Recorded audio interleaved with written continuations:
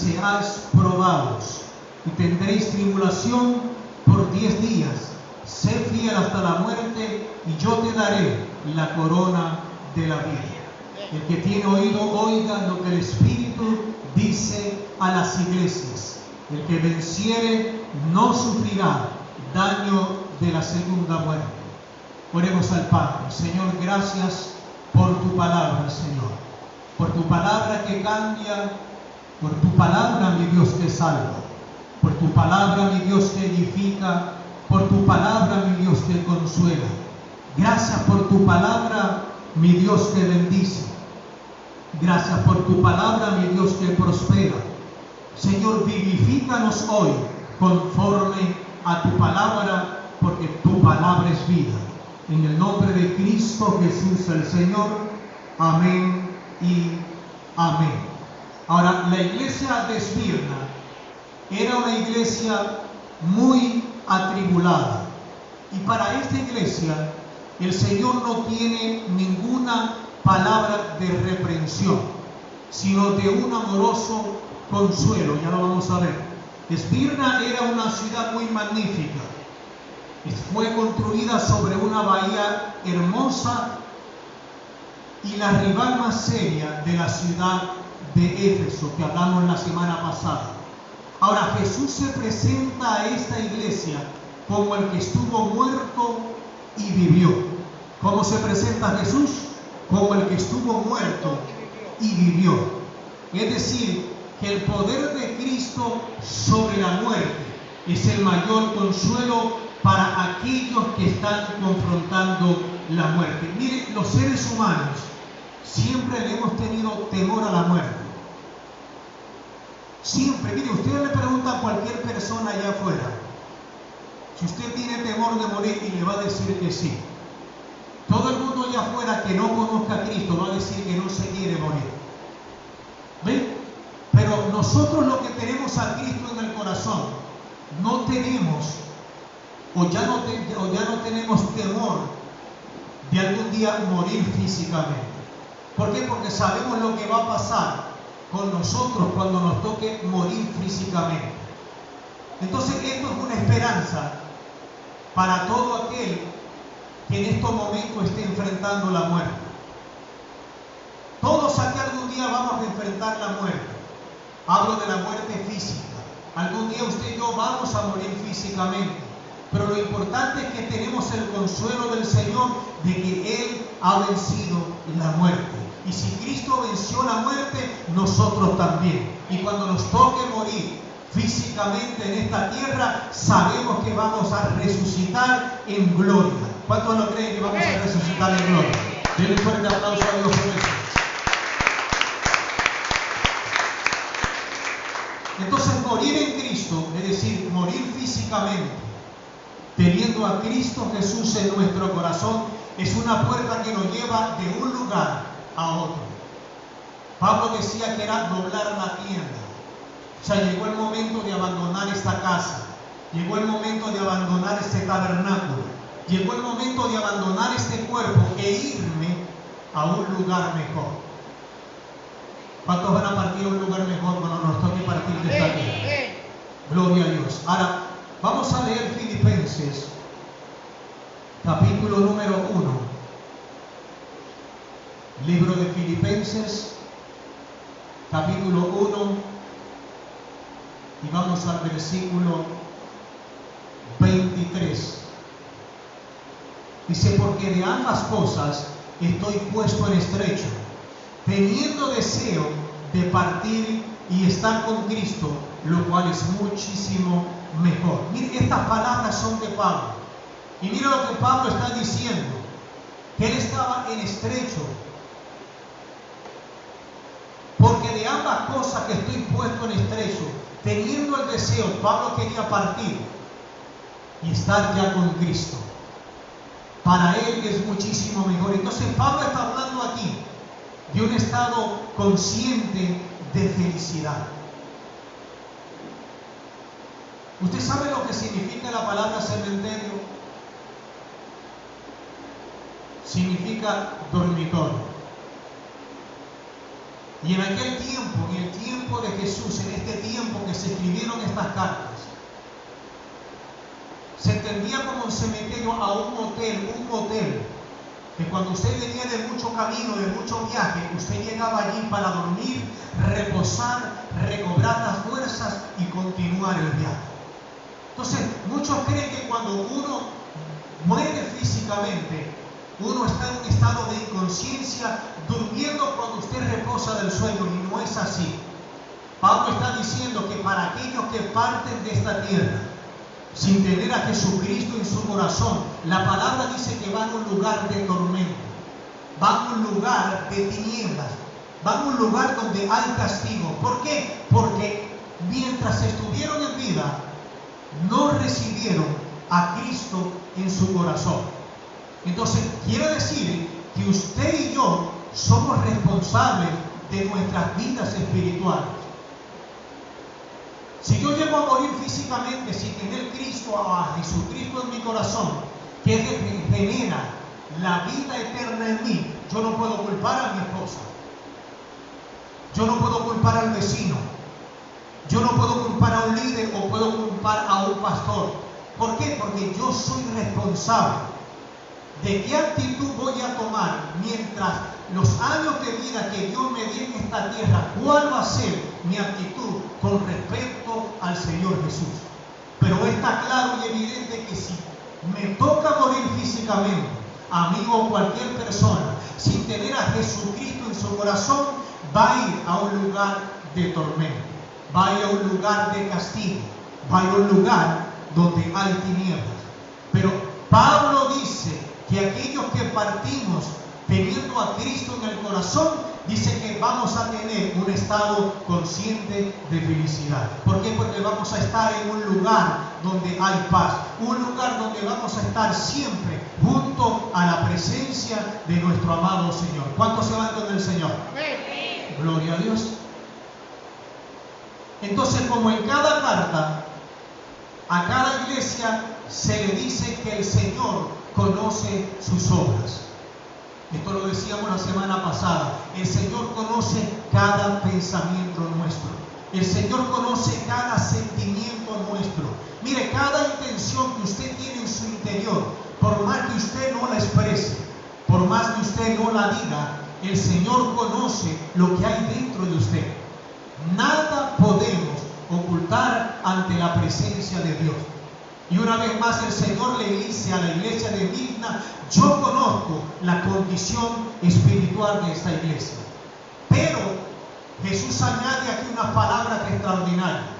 No solamente Jesús le dice que conoce a esa iglesia, que conoce sus obras, si son buenas o malas, sino que Jesús también dice: yo conozco tu tribulación, yo conozco tu pobreza y también las blasfemias de aquellos que dicen ser judíos. Para los que no saben, la palabra blasfemia significa palabras ofensivas en contra de la divinidad.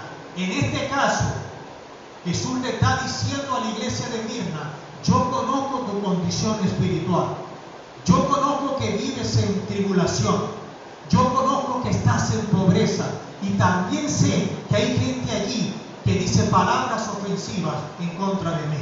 Entonces, el Señor, yo quiero que usted entienda, siempre lo sabe todo. Si usted está pasando por pobreza, Dios conoce que usted está pasando por pobreza. Si usted está pasando tiempos de tribulación, Dios conoce que usted está pasando por tiempos de tribulación. Entonces, el primer punto en esta mañana es que la iglesia de Esmirna había sufrido tribulación por parte de los que decían ser judíos. Miren, todo el libro de los Hechos de los Apóstoles, vemos como desde el principio y desde la extensión de la predicación de este evangelio, fueron los propios judíos y no los paganos los que siempre con su Antiguo Testamento se opusieron. ¿Para qué? Para que el evangelio no fuese predicado a toda criatura. Fíjese, fueron los judíos, no fue la gente común, no fue la gente que no conocía a Dios.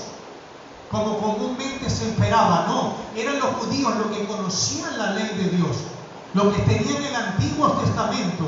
Ellos eran los que se oponían para que el Evangelio de Jesucristo no fuese predicado. Y tenemos como ejemplo al apóstol Pablo.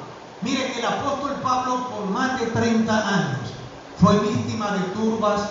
Pablo fue azotado, fue apedreado, fue golpeado lo suficiente como para desanimar a cualquier persona. Dice la palabra que cuando Pablo estuvo en la ciudad de Damasco, conspiraron para matarle. Cuando estuvo en la ciudad de Iconio, intentaron apedrearlo. Y lo hicieron dejándolo casi muerto. Cuando Pablo estuvo en la ciudad de Filipos, dice la palabra que lo azotaron con vara y amarraron sus manos al cepo. Es decir, sus manos estaban esposadas al suelo en una posición incómoda. Y así lo tuvieron por días y por horas. Cuando Pablo estuvo en la ciudad de Éfeso, que estudiamos la semana pasada, casi pierde la vida en medio de una turba de gente. Cuando Pablo escribió 2 de Corintios, la gente comenzó en Corintio a planear cómo acabar con la vida de Pablo. Cuando Pablo llegó a Jerusalén, casi muere de no haber sido por los soldados romanos que intervinieron en medio de la turba que allí se movía. Pablo fue encarcelado 2 veces en Cesarea. Otros 2 años estuvo encarcelado en Roma. Además de esto, sufrió azotes, experimentó naufragios, trabajos incesantes de toda clase. Y por fin fue llevado a Roma, donde Pablo fue ejecutado como un criminal. Mire, y le digo todas estas cosas porque nada de esto que Pablo pudo experimentar en su vida lo apartó de los caminos del Señor. Mire, y usted y yo no hemos pasado todo lo que Pablo experimentó, pero a veces por cualquier causa y a veces por cualquier motivo nos alejamos del Señor. Por cualquier causa y por cualquier motivo a veces no queremos venir a congregarnos. Mire, tomemos esto en consideración cada vez que usted y yo estemos enfrentando tribulación. Acuérdese todo lo que Pablo experimentó. Pablo le dice a esta iglesia que conocía la pobreza que ellos estaban experimentando. Mira, Esmirna era una iglesia que estaba formada por gente que era muy pobre. Esta iglesia de Esmirna no podía compararse con la iglesia de Éfeso, la cual hablamos y estudiamos la semana pasada. No podía compararse ni en números, ni en rango social, ni en prestigio con esa iglesia. Mire, y este es un punto importante. Usted y yo no debemos compararnos con nadie. Porque a veces decimos, bueno, pastor, es verdad, no podemos compararnos con nadie, porque siempre va a haber alguien que hace las cosas mejor que nosotros, pero no es así. La palabra dice que usted es especial del sol. ¿Usted sabía que cuando Dios lo creó a usted, después que usted nació, Dios rompió el molde? Que no hay otro igual a usted. Que usted puede tener un morocho o un hermano gemelo, pero aunque sea morocho y gemelo, hay diferencias entre ellos dos. Nadie es igual a nadie. Y usted hace su trabajo perfecto en el área para el cual Dios lo ha llamado a usted. Amén, iglesia. Entonces no nos comparemos con nadie. ¿Por qué? Porque usted es especial para Dios. Y usted es único. Amén. Ok. La pobreza en muchos casos es un impedimento para creer en Dios y para alcanzar sus promesas. Miren, mucha gente pobre, necesitada, con escasez allá afuera, se queja de Dios y culpa a Dios. ¿Por qué culpa a Dios? Por la condición en la que se encuentra. ¿Acaso Dios tiene culpa de que exista gente pobre? ¿Será eso culpa de Dios? En estos días recordaba un video que no sé quién lo colocó, creo que fue en la página, acerca de un ministro que se estaba cortando el cabello. Y el peluquero le dijo, ¿sabe algo? ¿Usted es ministro de Dios? Sí, yo no creo en Dios. El ministro buscando cómo decirle, cómo explicarle que Dios sí existe. ¿Y por qué usted no cree en Dios? No, usted no ve cuánta gente pobre hay allá afuera, cuánta gente necesitada, cuánta gente allá afuera enferma y maltratada. ¿Dónde está Dios? El ministro se levantó, salió de la peluquería, pero al rato volvió con un joven a su lado. Aquel joven tenía la barba muy poblada y tenía el cabello muy largo. Y le dijo al peluquero, ¿usted sabe algo? Los peluqueros no existen. Y el peluquero le dijo, claro que sí existimos, aquí estoy yo para prestarle mi servicio. No, los peluqueros no existen. Porque si los peluqueros existieran, no hubiera personas como este joven, con el cabello tan largo y con la barba tan poblada. Entonces el peluquero replicó y le dijo, no señor, eso no es así. Nosotros los peluqueros sí existimos. Lo que pasa es que esa gente no viene hacia nosotros para nosotros prestarles en nuestro servicio. Y él le dijo, esa es la respuesta. Dios sí existe. Hay gente pobre, hay gente en necesidad y hay gente enferma. ¿Sabe por qué? Porque no busca a Dios de corazón, porque no se rinde ante la presencia de Jesús para que Él pueda levantarlo, bendecirlo y prosperarlo. No podemos culpar a Dios por la condición en la que nos encontramos. Si estamos experimentando algo es porque usted y yo nos metimos en ese problemón. ¿A causa de qué? De cada decisión que usted y yo tomamos. Entonces sea más preciso en cada decisión que usted deba tomar. Pero entonces para muchos la pobreza es un impedimento para buscar a Dios. Pero déjeme decirle algo, la pobreza es una etapa de transición en la que un creyente debe fortalecerse en el Señor. Fíjese las palabras de Dios para la iglesia de Esmirna. Yo conozco tu pobreza, pero, como dice el presidente, entre comillas, yo sé que tú eres rico. Los hermanos de Esmirna podían tener pobreza, pero realmente ellos eran ricos espiritualmente. Ellos estaban llenos de dones y de ministerios. Ellos tenían habilidades y capacidades espirituales para servirle al Señor. Entonces, no importa si quizás en estos momentos tú tienes escasez de alimento. No importa si en estos momentos usted no tiene vestido o no tiene calzado que ponerse en sus pies. Mire, no importa si en este momento usted no tiene los bienes que necesita, pero escúcheme lo que voy a decirle en esta mañana. Si usted tiene a Cristo en su corazón, si usted tiene a Cristo en su corazón, con Cristo usted lo tiene todo. Usted lo tiene todo. ¿Cuántos tienen a Cristo aquí en su corazón? Gloria a Dios. Entonces Jesús le dice a esta iglesia que no tuvieran temor de nada de lo que iban a padecer. La iglesia de Esmirna iba a ser probada, y iba a tener tribulación por 10 días.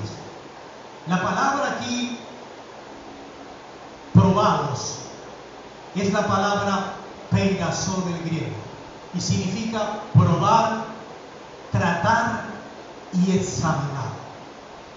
La palabra describe la prueba de la lealtad, la prueba de la fuerza, la prueba de la disposición, la condición, la fe, la paciencia y el carácter del creyente. Es decir, que peigasó determina en qué dirección vamos y cuál es nuestra condición. La iglesia iba a ser probada a través de qué? Tribulación, para ver si ellos mantenían la lealtad hacia el Señor, para ver si ellos mantenían sus corazones dispuestos para servirle a Dios, para ver si ellos mantenían la fe, para ver si ellos manifestaban la paciencia y para ver si ellos eran personas equilibradas y balanceadas. Dios trajo prueba sobre la iglesia de Esmirna para que ellos se dieran cuenta de su condición espiritual.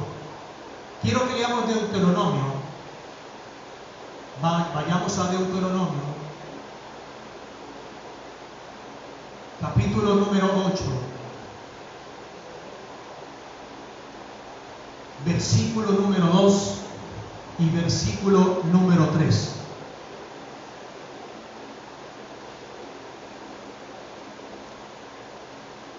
Y mire cómo dice allí: y te acordarás de todo el camino por donde te ha traído Jehová tu Dios estos 40 años. ¿Cuántos años? 40 años en el desierto. Dice, para afligirte, para probarte, para saber lo que había en tu corazón, si habías de guardar o no sus mandamientos. Y mire cómo dice el verso 3. Y te afligió, y te hizo tener hambre, y te sustentó con maná, comida que no conocías tú, ni tus padres la habían conocido, para hacerte saber que no solo de pan vivirá el hombre, sino de toda palabra que sale de la boca del Señor, vivirá el hombre. Entonces fíjese, Israel fue probado en el desierto no un día, no 2 días. La prueba no duró 2 semanas. La prueba no duró 1 mes. La prueba no duró 1 año. Dice que esta prueba duró 40 años. ¿Usted sabe que es el probado 40 años? En un desierto. ¿Usted sabe qué hay en el desierto? Dígame alguien, ¿qué hay en el desierto? Nada. En el desierto no hay nada. Y Dios los probó allí 40 años. Imagínense, 40 años fue necesario que ese pueblo fuese probado, con la finalidad de saber si ellos eran sinceros y si ellos deseaban obedecer a Dios. Entonces, Israel, al igual que la iglesia de Esmirna, tuvo que atravesar momentos críticos de pobreza. ¿Usted me entiende cuando digo momentos críticos? Pobreza extrema, miseria, escasez extrema. No tenían nada, como si estuvieran en el desierto. Pero este proceso que venía de parte de Dios, quiero que escuche esto, fue un proceso disciplinatorio. No fue un proceso condenatorio, sino disciplinatorio, con la finalidad de que ellos no olvidaran lo enseñado por Dios. Mire, cuando usted disciplina a sus hijos, ¿usted lo hace para condenarlos? ¿Usted lo hace para que ellos se mueran y pierdan la vida? No, usted los hace, usted los disciplina para que ellos aprendan, para que ellos no vuelvan a cometer el pecado o el error por el cual usted los está corrigiendo. Entonces, muchas veces las pruebas de Dios y las tribulaciones vienen a nuestra vida porque Dios las está usando para corregirnos. Dios las va a usar para disciplinarnos. Mire, hay muchas interpretaciones teológicas sobre el concepto de lo que significa los 10 días. Jesús le había dicho a la iglesia de Esmirna, van a ser probados por 10 días. Y hay muchas interpretaciones acerca de lo que significan los 10 días. Pero lo más importante es que usted y yo entendamos que eso se refiere a una unidad de tiempo. Sin contemplar si fueron días, si fueron años o si fue un periodo largo. Lo que usted y yo debemos comprender, que que cuando estamos en Cristo, las tribulaciones son temporales. Diga conmigo, la tribulación en Cristo Jesús es temporal. Es decir, que Dios es quien determina cuándo comienza una prueba en tu vida y Dios es quien determina cuándo finaliza esa prueba en tu vida. La prueba es temporal, no va a ser para siempre, no todo el tiempo va a estar lloviendo. Va a llegar un día en que usted se va a levantar y va a haber cielos abiertos, donde usted va a ver la luz del sol, donde va a haber un buen clima. ¿Usted me está entendiendo lo que le quiero transmitir? Las pruebas son temporales, aunque usted no le vea fin. Hay gente que se expresa así: pastor, no le veo fin a esta prueba. Pastor, no le veo el fin a esto. ¿Cuándo se va a acabar? Dios, quien comenzó la prueba, Él la va a terminar. No se salga de las pruebas. Hay gente que le gusta torear las pruebas como si fuera un torero. ¡Ole! Hay gente que no sale de su casa porque no le gustan los problemas. ¿Usted no conoce gente así? Gente que no habla con nadie, que no se comunica con nadie, gente que se aísla. ¿Por qué? Porque no quiere problemas. Pero los problemas igual van a venir. La tribulación va a venir. El proceso de Dios siempre va a venir. Y lo que usted y yo debemos que entender y comprender es que Dios siempre tiene el control sobre cada prueba que usted y yo experimentamos. Y si Dios tiene el control, entonces hay paz en nuestros corazones, hay paz en nuestras vidas, hay descanso, hay reposo, porque Dios tiene el control. ¿Cuánto lo creen? Den un fuerte aplauso al Señor.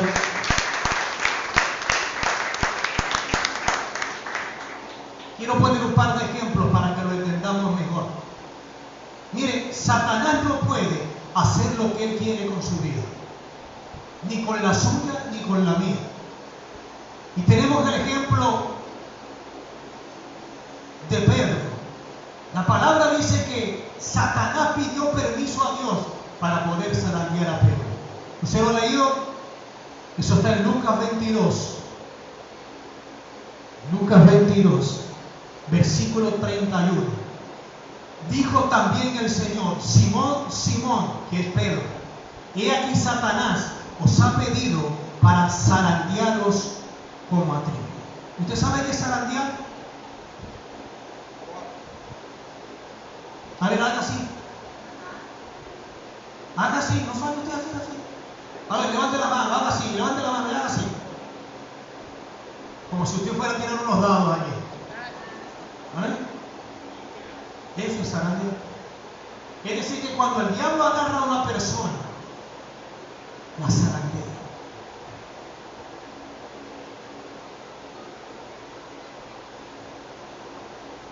Ahora, lo mismo ocurrió en el caso de Job. Job capítulo 2, verso 6 dice: y Jehová dijo a Satanás: he aquí, él está en tu mano, mas guarda su vida. Satanás le pidió permiso a Dios. ¿Para qué? Para poder atacar a Job.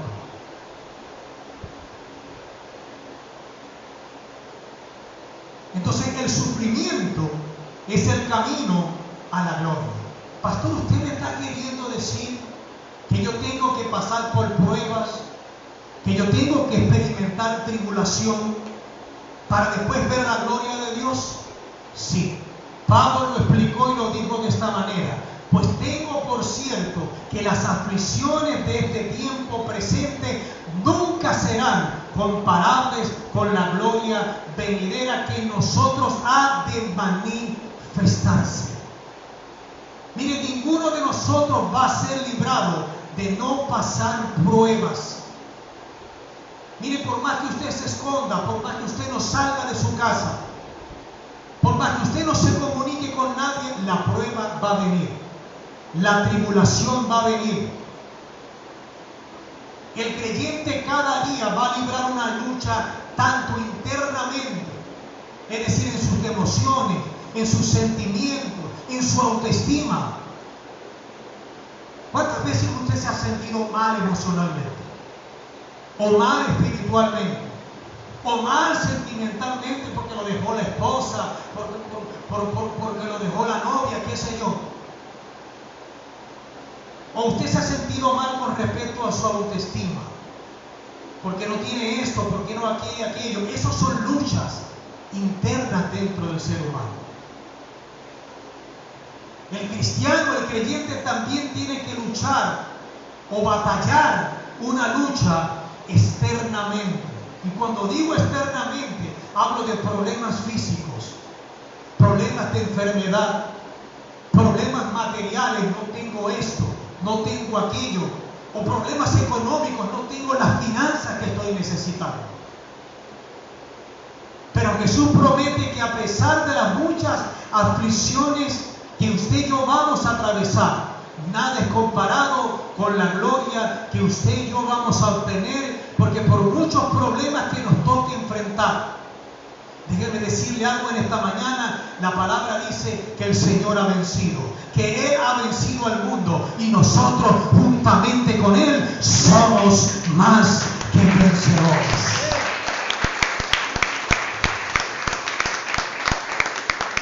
Diga conmigo, yo soy más que vencedor. ¿Usted es más que vencedor? Ahora, la iglesia de Esmirna como tal experimentó una terrible tribulación y persecución desde el año 54 después de Cristo hasta el año 305 después de Cristo. No fueron 10 años, fueron 10 emperadores que existieron, 10 emperadores romanos que persiguieron a la iglesia cristiana. El primero de ellos fue Nerón, del 54 al 68. Fue allí donde Pedro fue muerto y donde Pablo fue decapitado. Donde en la tribulación que generó el emperador Nerón. Luego de Nerón vino Domiciano, del 81 al 96 después de Cristo. El apóstol Juan fue tomado por predicar el evangelio y fue exiliado a una isla llamada Pascua, separado de todo el mundo. ¿Por qué causa? ¿Por qué motivo? Por predicar la verdad del evangelio. Y así luego vino Trajano, Marco Aurelio, Severo, Maximino, Decio, Valeriano, Aureliano y Diocleciano. 10 emperadores que persiguieron a la iglesia cristiana.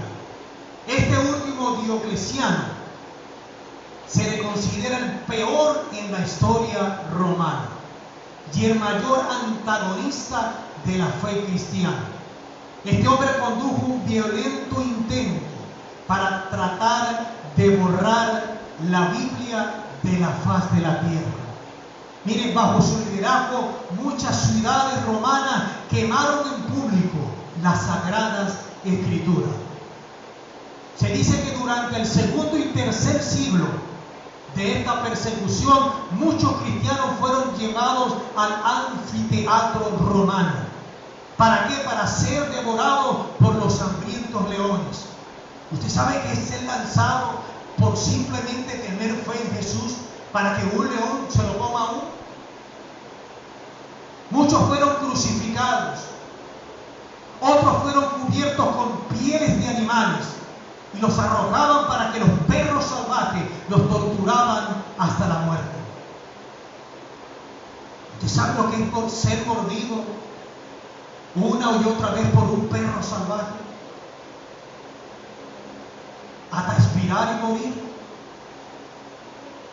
Muchos fueron cubiertos con brea y fueron colgados y prendidos a fuego para que fueran lámparas encendidas en medio del jardín de Nerón mientras él se paseaba desnudo en su carro.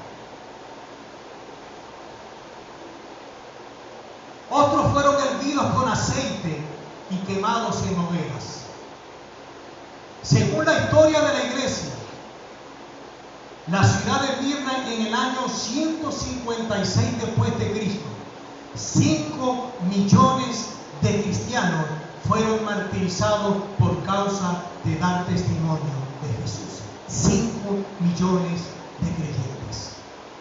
Y durante esta persecución ordenada por el emperador, el pastor de Esmirna, que era Policarpo, fue arrestado y llevado ante el gobernador.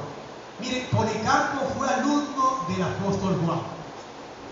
Y cuenta la historia que él fue llevado ante el gobernador y se le dio una oportunidad para que saliera libre. Lo que simplemente tenía que decir era negar a Cristo como Salvador y maldecir el nombre de Cristo. Y cuando a él se le pidió esto, Policarpo dijo estas palabras: 86 años he servido a Jesucristo y él nada me ha hecho sino el bien. ¿Cómo pues podría yo maldecirle a él, mi Señor y mi Salvador? Así que como él tomó esa decisión, tomaron a Policarpo, lo amarraron en un poste, le echaron una sustancia para quemarlo vivo.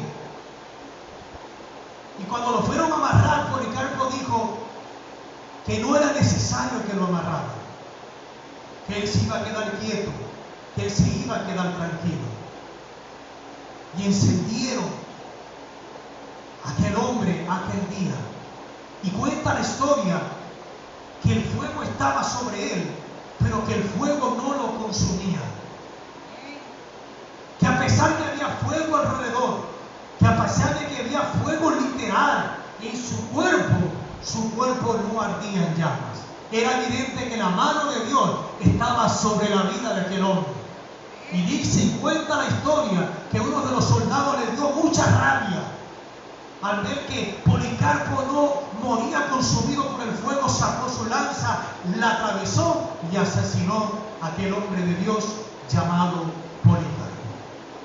Ahora, a pesar de todas estas persecuciones que sufrieron todos los creyentes y que fueron muchos martirizados durante todo este periodo, la iglesia alcanzó los números más grandes en proporción a la población mundial. Mire, si se asesinaban un creyente, se convertían 10. Si se asesinaban a 2 o los prendían fuego, se convertían 20. Mire, en esa época de persecución, en esa época de tribulación, fue cuando más se multiplicaron los creyentes en la ciudad allí de Esmirna. Mire, se establecieron iglesias en todas partes del mundo, donde la Biblia fue traducida a muchos idiomas como el árabe, el persa, el armenio, el latín y otros muchos más idiomas. Todo eso lo generó la persecución. Mientras más persecución sufrían los cristianos, más progresaba la iglesia en número. Y fue tanto así que en el año 312 el emperador Constantino instituyó el cristianismo como la religión oficial de Roma.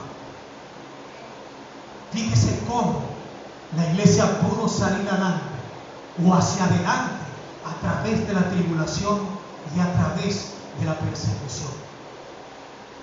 Hoy en día, aunque la iglesia cristiana sigue siendo perseguida, hoy en día, aunque esta Biblia sigue siendo criticada y nuestro Dios sigue siendo omitido por muchas personas, ¿sabe algo? El cristianismo sigue avanzando. El evangelio se sigue predicando y muchas personas siguen viniendo a los pies de Cristo. ¿Por qué? Porque el evangelio continúa. ¿Cuántos me están entendiendo? Entonces no se ponga a pensar. He escuchado a veces mucha gente decir: ay, pastor, de esta no salgo. Pastor, esta prueba es muy dura para mí. Pastor, Señor, no puedo con esto, ayúdeme.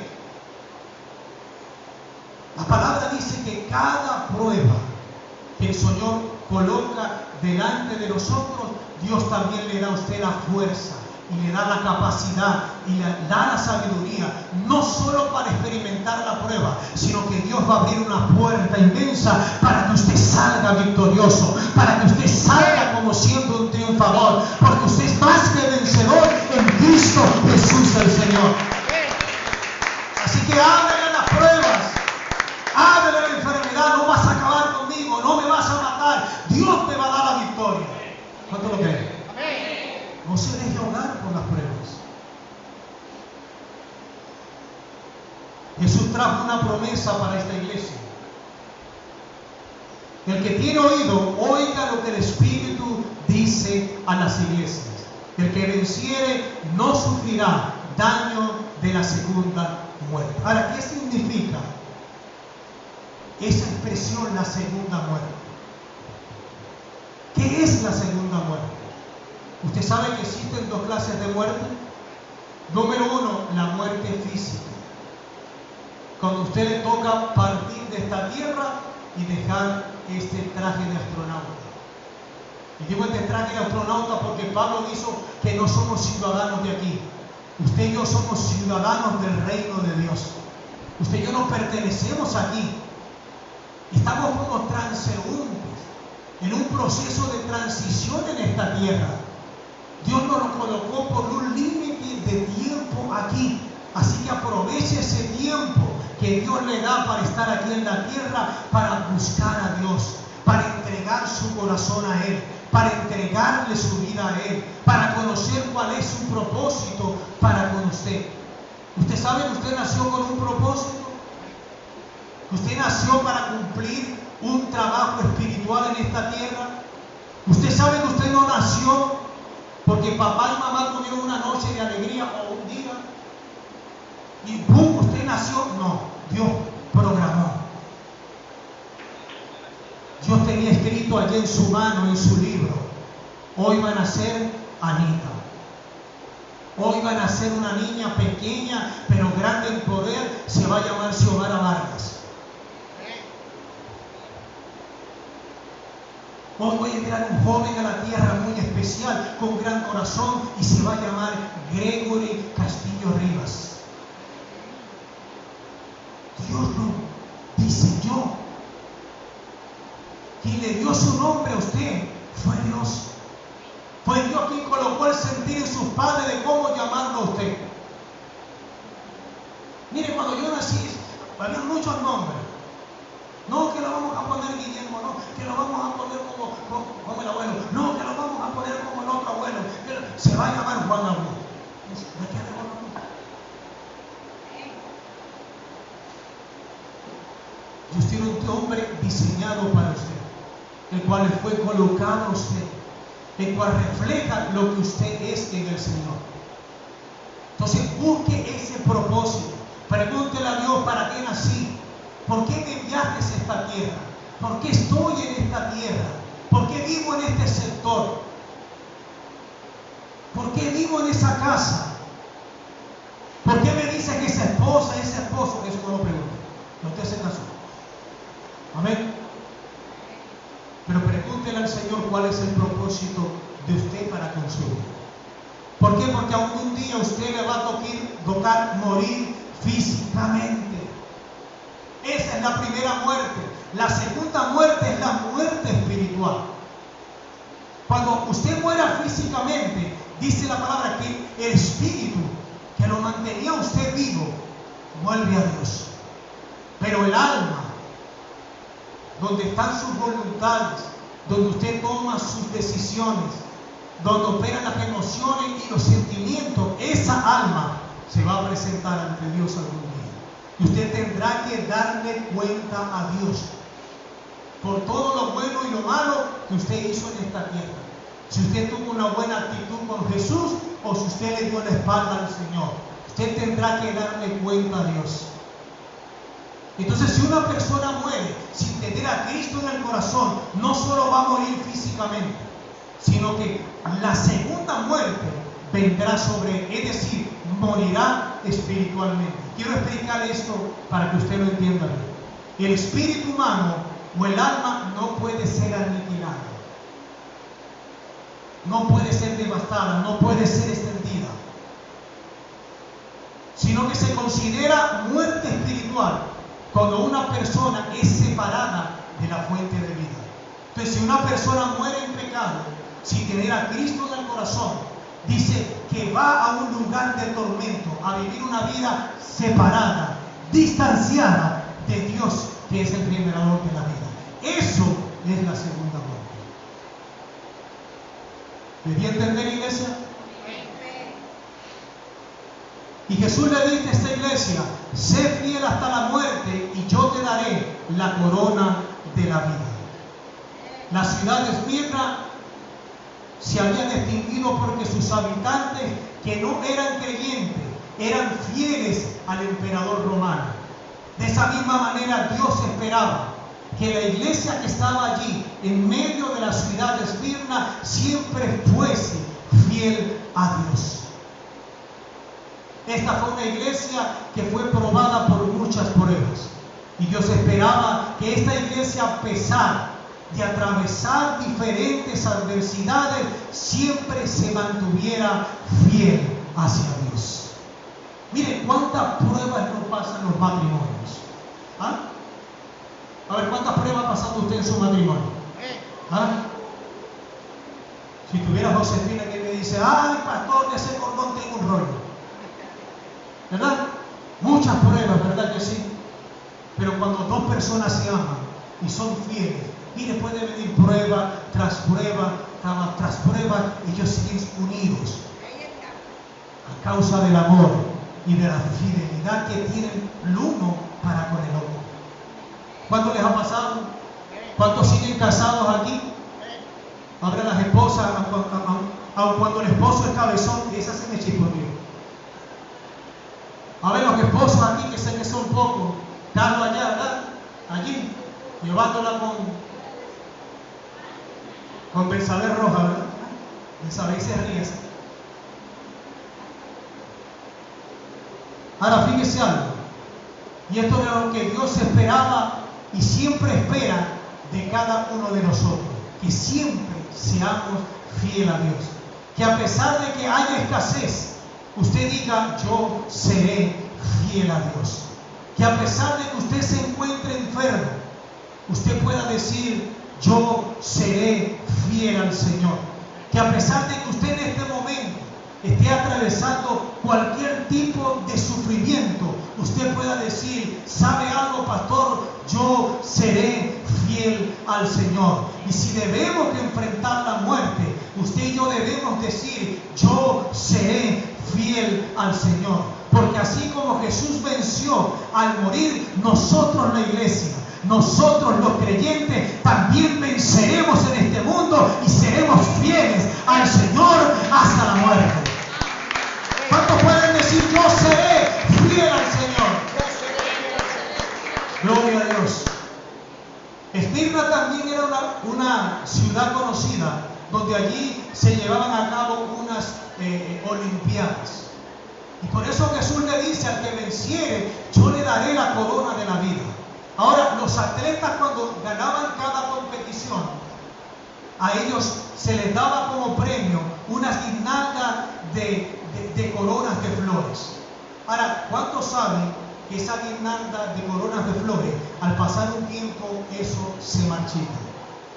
¿Cuántos se les ha marchitado una planta en su casa? Entonces, la corona que la ciudad de Esmirna ofrecía a sus atletas, con el tiempo perecía, con el tiempo se moría. Ahora, fíjese algo, Dios compara al creyente con un atleta.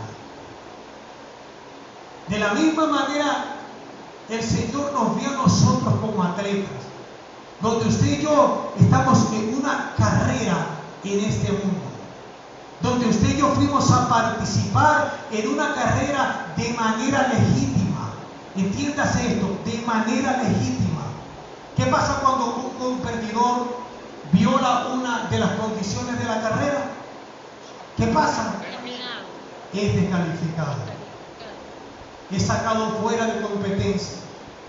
¿Qué quiere decir esto para nosotros? Que usted debe vivir una vida apegada a la palabra de Dios. cumpliendo la palabra de Dios, caminando en la palabra de Dios, viviendo cada día la palabra del Señor. Dios lo ha llamado a usted a ser obediente, a ser fiel al Señor, a mantener su mirada, esto es importante, su mirada puesta en el Señor. Si usted se pone a estudiar las carreras de 100 metros planos, cada competidor tiene que mantener su mirada puesta en el horizonte. Si el corredor voltea para ver si el corredor de al lado está más cerca que él, tiende a salirse de su carril y a entrar en el carril de otro competidor. Y cuando eso pasa, cuando eso sucede, ese competidor que salió de su carril es descalificado. Así que no ponga su mirada en los demás. Pastor, pero ¿por qué Dios no bendice más a él que a mí? Pastor, pero ¿por qué a mí me sucede a esto y a Pedrito no le pasa nada?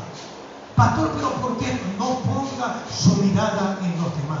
Mantenga su mirada puesta siempre en el horizonte. Mantenga su mirada siempre puesta en el Señor. Dios le va a dar la fuerza para que usted pueda llegar a la meta y para que usted pueda recibir no una corona de flores donde se va a marchitar, donde va a morir a los días, sino que Dios le dará el gozo de que usted ha sido salvado por mantener fiel hasta el final su fe puesta en Jesús. Póngase de pie en esta mañana. ¿Cuántos aprendimos en esta mañana? Quiero que por favor usted cierre sus ojos por un momento.